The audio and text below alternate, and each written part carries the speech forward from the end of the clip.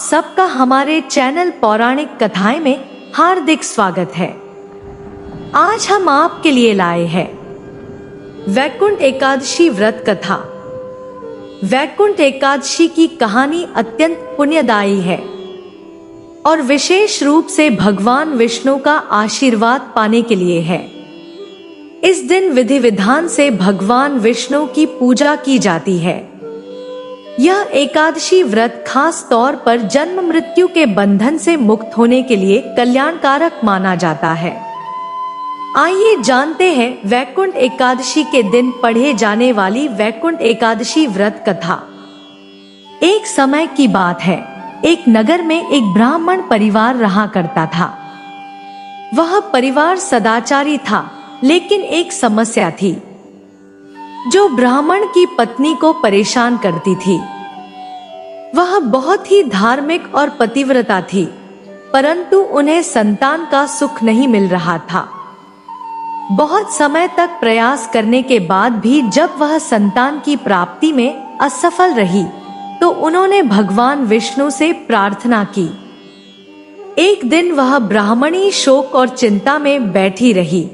तभी भगवान विष्णु ने अपने भक्त के दुख को महसूस किया और उस दिन उनके स्वप्न में प्रकट हुए।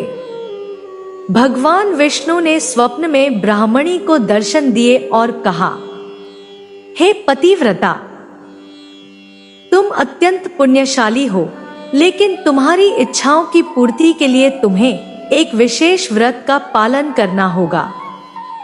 इस व्रत का नाम वैकुंठ एकादशी है। यदि तुम श्रद्धा पूर्वक इस व्रत का पालन करोगी तो तुम्हारी संतान की इच्छा अवश्य पूरी होगी और तुम्हें मोक्ष की प्राप्ति होगी।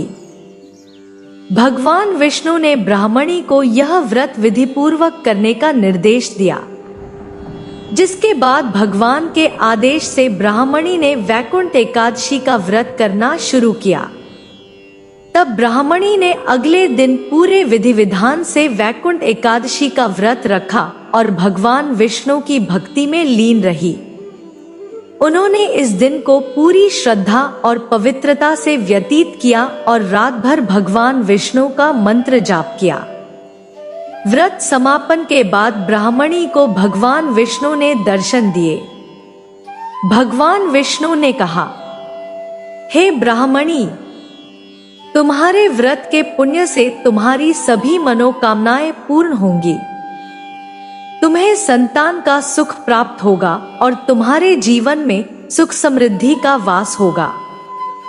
भगवान ने ब्राह्मणी को आशीर्वाद देते हुए यह भी कहा कि उसका पुनर्जन्म वैकुंठ में होगा और मृत्यु के बाद मोक्ष की प्राप्ति होगी। कुछ समय बीत जाने के बाद ब्राह्मणी को एक पुत्र की प्राप्ति हुई।